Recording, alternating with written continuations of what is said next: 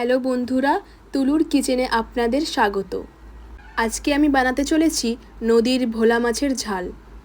তাই আমি লবণ হলুদ মাখানো মাছগুলো বেশি করে তেলে ভেজে নিচ্ছি।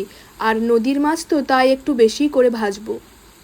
এর জন্য আমি নিয়েছি পেঁয়াজ বাটা, আদা রসুন বাটা, জিরে বাটা এবং কাঁচা লঙ্কা বাটা। আর কিছু টমেটো গ্রেট করে আমি টমেটোর পেস্ট বানিয়ে নিয়েছি। আমার মাছ ভাজা প্রায় হয়েই এলো। ভালো করেই মাছগুলোকে আমি এদিক ওদিকভাবে ভালো করেই ভেজে নেব। দেখুন, মাছগুলো ভালো করে আমি ভেজে নিয়েছি।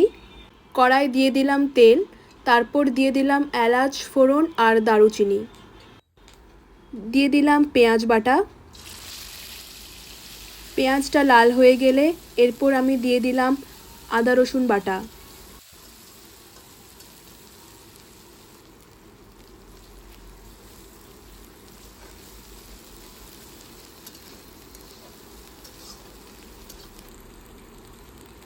দিয়ে দিচ্ছি স্বাদ মতো লবণ,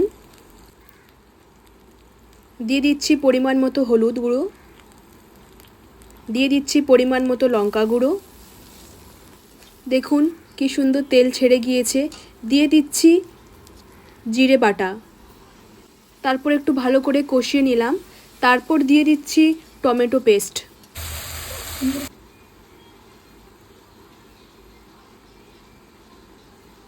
আবার একটু কষিয়ে নিচ্ছি। এরপর এরপর দিয়ে দিচ্ছি ভাজা মাছগুলো।